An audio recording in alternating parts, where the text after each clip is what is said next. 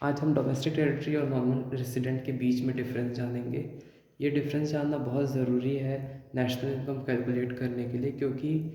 एक कंट्री के अंदर जो प्रोड्यूस हो रहा है वो ज़रूरी नहीं कि उनके देशवासियों को पूरा का पूरा मिले, और वाइस वर्सा। हो सकता है कि देशवासियाँ ज़्यादा कमा रहे हो इंटरनेशनल ऑपरेशन से और उनकी डोमेस्टिक प्रोडक्शन उतनी ज़्यादा नहीं हो। तो इसको कैलकुलेट करने के लिए हम लोग इसको डोमेस्टिक टेरिटरी और नॉर्मल रेसिडेंट में बाइफरकेट करते हैं। डोमेस्टिक टेरिटरी का मतलब होता है कि कोई भी एक देश की एक्चुअल लैंड या उसकी पॉलिटिकल फ्रंटियर्स, उसमें जो कंट्री है, फॉर एग्जांपल इंडिया है तो इंडिया में मेन लैंड इंडिया तो आता ही है, बट अपार्ट फ्रॉम दैट जो शिप्स और एयरक्राफ्ट है जो कि इंडियंस ऑपरेट कर रहे हैं इंटरनेशनल वाटर्स में, fishing vessels, oil and natural gas rig, floating platform जो इंडियन ऑपरेट कर रहे हैं या इंडिया के नॉर्मल रेसिडेंट ऑपरेट कर रहे हैं इंटरनेशनल वाटर में एक्सक्लूसिव राइट के साथ। फिर तीसरा, इंडिया की एम्बेसीज, कॉन्सुलेट और मिलिट्री इस्टेब्लिशमेंट्स जो दूसरे कंट्रीज़ में है, वो भी इंडिया के ही डोमेस्टिक टेरिटरी का पार्ट कहलाएगा।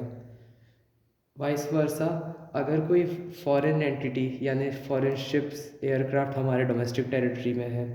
Fishing vessels, oil natural gas rig, floating platform जो कि इंडियन वाटर्स के पास में है,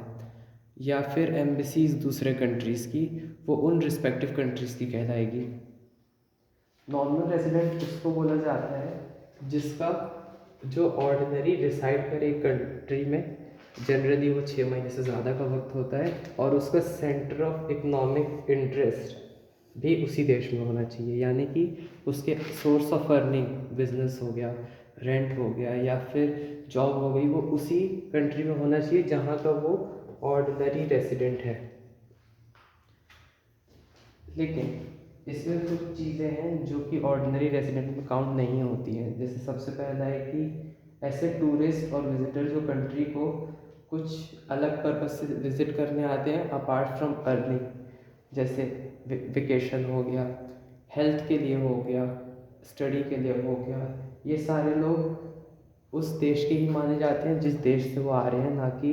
वहाँ पे जहाँ पे ये स्टे कर रहे हैं। दूसरा, जो फॉरेन स्टाफ हैं, एम्बेसीज के ऑफिशियल एंड डिप्लोमेट हैं, और जो मिलिट्री के मेंबर हैं, वो उन कंट्री के माने जाएंगे जिन कंट्रीज़ की एम्बेसी है, क्योंकि वो डोमेस्टिक टेरिटरी उस देश की आती है जिस देश की एम्बेसी, कॉन्सुलेट या मिलिट्री इस्टेब्लिशमेंट है। तीसरा, इंटरनेशनल ऑर्गेनाइजेशन जैसे कि WHO। वो WHO खुद में कोई देश नहीं है, लेकिन वो इंटरनेशनल ऑर्गेनाइजेशन है तो वो किसी देश का हिस्सा भी नहीं है, वो खुद में ही एक इंटरनेशनल टेरिटरी है।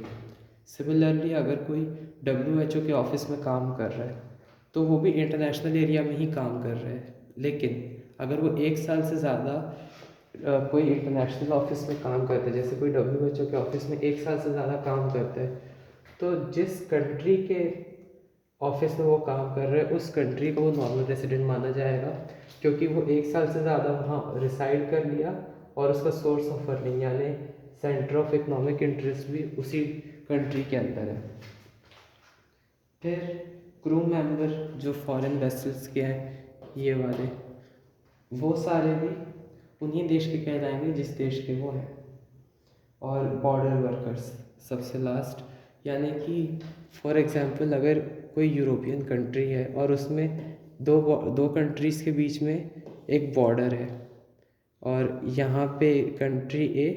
और यहाँ पे कंट्री बी, तो अगर कोई डेली में बॉर्डर से अप डाउन कर रहा है तो उसको उस देश का मानेंगे जिस देश से वो ओरिजिनली है, क्योंकि वो बाद में वापस अपने कंट्री में लौट जा रहे हैं हर रोज़ दिन के आखिरी में।